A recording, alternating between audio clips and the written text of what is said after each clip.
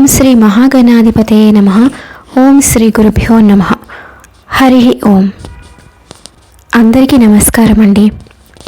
సుబ్రహ్మణ్య షష్ఠి సందర్భంగా శ్రీ సుబ్రహ్మణ్య స్వామి యొక్క జన్మ కథని తెలుసుకున్నట్లయితే స్వామివారి యొక్క సంపూర్ణ అనుగ్రహం కలగడమే కాక ఆయురారోగ్యాలు లభిస్తాయి. రాహుకేతు కాలసర్ప దోషాలు నిర్మూలనమవుతాయి. ముఖ్యంగా సంతానం కోరుకునేవారు ఈ కథని విన్నట్లయితే తప్పక ఉత్తమ సంతానం కలుగుతుంది. సంతాన ప్రతిబంధక దోషాలు కూడా తొలగుతాయి. గర్భవతులు కూడా ఈ కథని విన్నట్లయితే శ్రీ సుబ్రహ్మణ్యేశ్వర స్వామి యొక్క అనుగ్రహం వల్ల సంపూర్ణ ఆరోగ్యవంతమైన శిశువు జన్మించడం జరుగుతుంది. కనుక తప్పకుండా ప్రతి ఒక్కరూ వీడియో స్కిప్ చేయకుండా పూర్తి కథని విని స్వామివారి సంపూర్ణ కృపాకటాక్ష వీక్షణాలకి పాత్రులు కాగలరని ఆశిస్తున్నాను. ఇక కథలోకి వెళ్దాము. శ్రీ సుబ్రహ్మణ్య జననం. శివ పార్వతుల కళ్యాణానంతరము పార్వతి అమ్మవారితో కలిసి పరమశివుడు కైలాసంలో 1000 దివ్య సంవత్సరాలు శృంగారలీలా కలోత్సాల హృదయులై క్రీడిస్తూ గడుపుతున్నారు. అది ఆది దంపతుల ఆనంద నిలయంగా లోకాలన్నింటికీ ఆదర్శవంతమై ఉన్నది. సమస్త దేవతాగణములు సాధు పుంగవులు తారకాసురుడు పెడుతున్న బాధలు భరింపలేకుండా ఉన్నారు. తారకాసురుడు బ్రహ్మగారి నుండి పొందిన వరమేమనగా పరమశివుని వీర్యానికి జన్మించిన వాడి చేతిలోని తాను సంహరించబడాలి.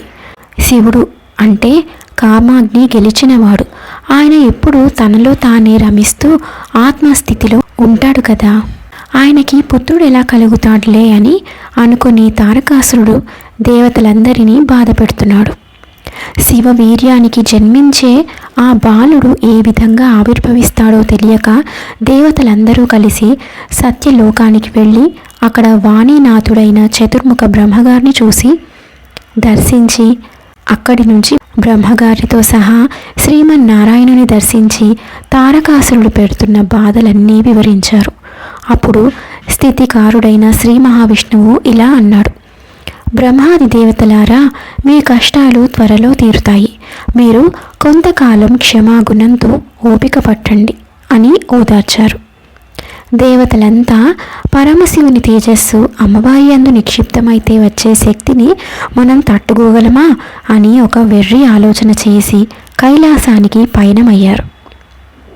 అక్కడికి వెళ్ళి పరమశివ పార్వతీ అమ్మవారి క్రీడాభావన ముఖద్వారం దగ్గర నిలబడి, దేవాదిదేవ ప్రభో, మహా ఆర్తులము, నీ కరుణా కటాక్షంతో మమ్మల్ని రక్షించు, తారకాసురుని బాధల నుండి కాపాడమని, మీ యొక్క తేజస్సుని అమ్మవారిలో నిక్షిప్తము చేయవద్దు అని ప్రార్థిస్తారు.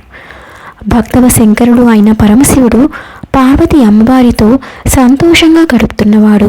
దేవతల ఆర్తనాదాలను విన్నవాడై బయటికి వచ్చాడు. దేవతల ప్రార్థన విన్న శంకరుడు ఇప్పటికే నా తేజస్సు హృదయ స్థానము నుండి విడివడింది కాబట్టి నా తేజస్సుని భరించగలిగిన వాడు ముందుకు రండి అని చెప్పారు. పరమశివుని తేజస్సు అమ్మవారు పొంది తను మాతృమూర్తిని అయ్యే అవకాశాన్ని దేవతల యొక్క తొందరపాటుతనంతో దూరం చేసినందుకు గాను అప్పుడు అమ్మవారు ఆగ్రహం చెందినదై, నాకు సంతానం కలగకుండా అడ్డుకున్నారు కనుక ఇక మీదట దేవతలెవరికీ సంతానము కలుగదు అని దేవతలందరినీ శపిస్తుంది. అందుకే అప్పటి నుంచి దేవతల సంఖ్య పెరగదు. కేవలం 33 కోట్ల మంది అంతే. అప్పుడు దేవతలందరి ప్రార్థన మీద హవ్యవాహనుడు ఆ శివ తేజాన్ని తాను స్వీకరిస్తాడు. తీసుకోవడం అయితే తీసుకున్నాడు, కానీ శివుని తేజస్సు ధరించడం అంటే అంత తేలిక? అంతటా అగ్నిదేవుడు ఆ తేజస్సు యొక్క తాపాన్ని తట్టుకోలేకపోయాడు. అప్పుడు శివుని ఆజ్ఞ మేరకు అగ్నిదేవుడు ఆ శివ తేజస్సుని భూమాతలో ప్రవేశపెడతాడు.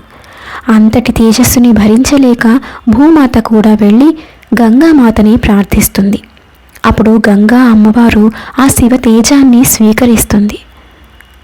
అంతటి గంగానది కూడా ఆ తాపాన్ని తట్టుకోలేక కైలాస శిఖరాల దగ్గరలో ఉన్న శరవణము అనే రెల్లు పొదల తటాకంలో విడిచిపెడుతుంది. 6 పొదల తటాకం నుండి 6 ముఖాలతో 12 చేతులతో దివ్య మంగళస్వరూపుడై మార్గశీర్ష శుక్ల షష్ఠి నాడు ఒక బాలుడు ఉద్భవించాడు. ఆయనే సుబ్రహ్మణ్యేశ్వర స్వామివారు. ఆయన పుట్టగానే 6 కృత్తిక నక్షత్రాలు వచ్చి వారి స్తన్యమిచ్చాయి కాబట్టి స్వామివారికి కార్తికేయ అని, పుట్టగానే 6 ముఖాలతో ఉండడం వలన స్వామికి ఆరుముగన్ అని, షణ్ముఖ అని నామం వచ్చింది.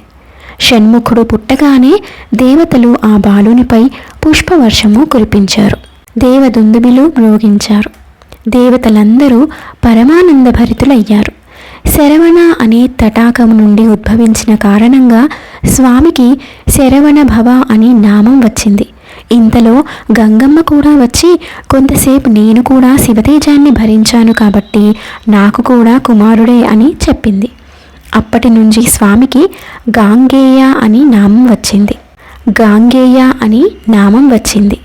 అలాగే అగ్నిదేవుడు కూడా చెప్పడంతో వన్హిగర్భ, అగ్నిసంభవ అనే నామాలు కూడా వచ్చాయి. దేవతలను రక్షించుటం కోసం శివుని నుండి స్ఖలనమై వచ్చాడు కాబట్టి స్వామికి స్కంద అనే నామం వచ్చింది. అలాగే క్రౌంచ పర్వతాన్ని భేదించడం వలన క్రౌంచధారణుడు అని పిలువబడ్డారు. తమిళనాట స్వామివారిని మురుగన్, కంద, వేట్రివేల్, వేలాయుధన్, షణ్ముగన్, ఆరుముగన్, శక్తివేల్, పళని ఆండవన్ అని అనేక నామాలతో కొలుచుకుని వాళ్ళ యొక్క ఇష్టదైవంగా చేసుకున్నారు. సరే, ఇంతమందికి పుత్రుడైనాడు. మరి మన జగన్మాత పార్వతీమాతకి సుబ్రహ్మణ్యుడు ఎలా పుత్రుడైనాడు అని అడిగితే త్రిపుర రహస్యంలో మాహాత్మ్య ఖండంలో బ్రహ్మగారి మానస పుత్రుడైన సనత్కుమారుడే సుబ్రహ్మణ్యుడిగా వచ్చారని చెప్పబడింది. ఒకరోజు సనత్కుమారుడు తపస్సు చేసుకుంటూ ఉండగా శివపార్వతులు ఆయన తపస్సుకి మెచ్చి ప్రత్యక్షమవుతారు. నీకు వరం ఇస్తాము, కోరుకోమంటాడు శివుడు. అప్పుడు అద్వైత స్థాయిలో బ్రహ్మానందం అనుభవిస్తున్న సనత్కుమారుడు నాకు వరం అక్కర్లేదు, ఇవ్వడానికి నువ్వొకడివి నేనొకడివి అని ఉంటేగా నువ్వు ఇచ్చేది, ఉన్నది అంతా ఒక్కటే కాబట్టి నాకే వరము అవసరం లేదు అని చెప్తాడు. అప్పుడు శంకరుడు ఆగ్రహం చెందినట్లుగా వరం ఇస్తాను అంటే వద్దంటావా, శపిస్తాను అంటాడు. అప్పుడు సనత్కుమారుడు వరము శాపము అని మళ్ళీ రెండూ ఉన్నాయా, వరమైతే సుఖము, శాపమైతే దుఃఖము అని రెండు లేనప్పుడు నువ్వు వరమిస్తే ఏమిటి, శాపమిస్తే ఏమిటి, ఇస్తే ఇవ్వండి అని ఆయన యథావిధిగా ధ్యాన నిమగ్నుడవుతాడు. అతని తపస్సుకి మెచ్చిన శంకరుడు సరే నేనే నిన్ను ఒక వరం అడుగుతాను అంటే ఏం కావాలి అని అడుగుతాడు. అప్పుడు శంకరుడు మాకు పుత్రుడిగా జన్మించమని కోరుతాడు. దానికి సనత్కుమారుడు శంకరుడితో నేను నీకు మాత్రమే కుమారుడిగా వస్తాను అని చెప్తాడు. ఇదంతా వింటున్న పార్వతీ అమ్మవారు ఒక్కసారి ఉలిక్కిపడి ఇదేమిటి, శంకరుడికి పుత్రుడిగా వస్తాననడం ఏమిటి, నీకు మాత్రమే అని అంటున్నావు అని అడిగితే అప్పుడు సనత్కుమారుడు చెప్తాడు, శివుడు వరం అడిగితే అవునన్నాను, కానీ కోరి కోరి మళ్ళీ గర్భవాసం చేసి యోని సంభవుడిగా రానమ్మా, నన్ను క్షమించు అని చెప్తాడు. నీ కోరిక నెరవేరడానికి ఒకనాడు నీవు మోహిని అవతారంలో ఉన్నప్పుడు కైలాస పర్వత సమీపంలో జల రూపములో నీ అవతారం ముగించావు. ఆ జలం ఎక్కడైతే ఉన్నదో అదే తటాకం నుండి నేను ఉద్భవిస్తాను, కాబట్టి నేను నీకు కూడా కుమారుడినే అని చెప్పి నమస్కరిస్తాడు. సుబ్రహ్మణ్యుడు అనే నామం ఎలా వచ్చింది అంటే ఒకనాడు బ్రహ్మగారికి మరియు పరమశివునికి కూడా ప్రణవార్థం బోధించినవాడు కాబట్టి స్వామి సుబ్రహ్మణ్య అంటే బ్రహ్మజ్ఞాని అని పిలువబడ్డాడు. అంతేకాదు పుత్రాదిచ్చేత్ పరాజయం అని చెప్పినట్లుగా శంకరుడు కుమారుని నుండి ప్రణవార్థం విన్నాడు కాబట్టి శివగురు లేదా స్వామినాథ అనే నామం కూడా ఉంది. సుబ్రహ్మణ్య స్వామివారిని మన ఆంధ్రదేశంలో సుబ్బారాయుడిగా పూజిస్తారు. బాలుడిగా ఉండేవాడు, కుత్సితులను సంహరించేవాడు, మన్మథుని వలె అందంగా ఉండేవాడు అని కుమారస్వామి అనే నామం వచ్చింది. అసలు లోకంలో కుమార అనే శబ్దం కానీ అలాగే స్వామి అనే శబ్దం కానీ సుబ్రహ్మణ్యుడికే చెందినవి. అలాగే స్వామివారికి గల అనేక నామములలో గురుగుహ అనే నామం కూడా ఉంది. గురుగుహ అంటే ఇక్కడే మన హృదయం గుహలలో కొలువై ఉన్న గురుస్వరూపము. సుబ్రహ్మణ్యుడు సాక్షాత్తు శంకరుడికే బోధించిన గురుస్వరూపము. మార్గశిర శుద్ధ షష్ఠిని సుబ్రహ్మణ్య షష్ఠి, స్కంద షష్ఠి అంటారు. ఈరోజు ఉపవాసం ఉండి సుబ్రహ్మణ్యుని ఆరాధించటం వల్ల సకల నాగదోషాలు పరిహరింపబడతాయని భక్తుల విశ్వాసం. సుబ్రహ్మణ్య ప్రతిష్ఠ చేసిన వారికి సంతానం కలుగుతుందనే నమ్మకం ప్రచారంలో ఉంది. అలాగే సంప్రదాయబద్ధంగా స్వామి మంత్రాలను సాధన చేసేవారు మరింత శ్రద్ధగా ఉండి ఆ మంత్రాన్ని మరింతగా జపం చేస్తారు. ఇక తమిళనాడులో ఇదే రోజు కావడి మొక్కు తీరుస్తారు. దాని వెనుక ఒక గాథ దాగి ఉంది. పూర్వం అగస్త్య మహర్షి కైలాసానికి వెళ్ళి శివుడిని దర్శించి తిరిగి వెళ్లే సమయంలో శివుడు 2 కొండలను బహూకరించి శివశక్తి రూపంగా దక్షిణాదికి తీసుకువెళ్ళి కొలవవలసిందిగా తెలిపారు. వాటిని స్వీకరించిన అగస్త్యుడు వాటిని ఇదంబుడు అనే శిష్యుడికిచ్చి తన వెంట వాటిని తీసుకుని రావలసిందిగా తెలిపాడు. ఇదంబుడు కావడిని కట్టుకుని 2 పర్వతాలను అందులో ఉంచుకొని అగస్త్యుడి వెంట నడవసాగాడు. కొంత దూరం అంటే పళని వచ్చేసరికి ఆయాసం అధికమై కొంతసేపు విశ్రాంతికి ఆగాడు. కొంతసేపు విశ్రాంతి తీసుకుని మళ్ళీ కావడిని ఎత్తగా ఒకవైపు పైకి లేచింది, మరోవైపు లేవకపోవడంతో వెనుతిరిగి చూడగా దానిపై సుబ్రహ్మణ్య స్వామి నిలబడి ఉన్నాడు. కొండ దిగి వెళ్ళిపోమన్నాడు. పోకపోవడంలో వారిద్దరి మధ్య యుద్ధం జరిగి చివరకు ఇదంబుడు చనిపోయాడు. ఈ విషయం తెలుసుకుని అగస్త్యుడు ప్రార్థించడంతో స్వామి తిరిగి బతికించారు. ఈ విషయం ఇదంబుడి భార్యకు తెలిసి కావడిలో పాలను తీసుకువెళ్ళి కృతజ్ఞతగా స్వామివారికి సమర్పించింది. అప్పటి నుంచి కావడి మొక్కులను సమర్పించడం ఆచారమైంది. కాగా కావడిని ఉపయోగించే బద్ద బ్రహ్మదండం అని కర్కోటక అనే అష్టనాగులకు ప్రతీకలని చెప్పబడుతూ ఉంది. షష్ఠి నాడు కుమారస్వామి ఆలయానికి కావడిలో పంచదారను పాలను మోసుకొని వెళ్తారు. ఇది వారి మొక్కును బట్టి ఆర్థిక స్తోమతను బట్టి ఉంటుంది. ఈ విధంగా సమర్పించిన వారికి వంశవృద్ధి కలుగుతుందని నమ్మకం. ఈ పండుగ తమిళనాడులో బాగా ప్రాచుర్యం పొందింది.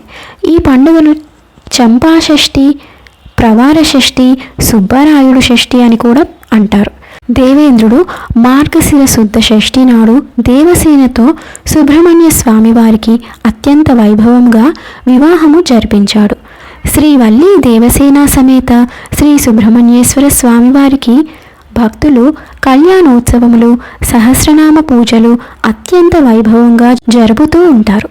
ఈ స్వామి ఆరాధన వల్ల నేత్ర రోగాలు, చర్మ వ్యాధులు తగ్గుతాయని, పెళ్లి కాని వారికి వివాహం జరిగి సత్సంతాన సౌభాగ్యం కలిగి ఆయురారోగ్య ఐశ్వర్యములతో వర్ధిల్లుతారని భక్తుల విశ్వాసం. ఈ పుణ్యదినం నాడు భక్తులు ఉదయాన్నే స్నానం చేసి ఏ ఆహారము తీసుకోకుండా తడి బట్టలతో సుబ్రహ్మణ్య స్వామి ఆలయానికి వెళ్ళి పాలు, పండ్లు, పువ్వులు, వెండి పడగలు, వెండి కళ్ళు మొదలైన మొక్కుబడులు సమర్పించుకుంటూ ఉంటారు. ఇదంతా నాగపూజకు సంబంధించినదే.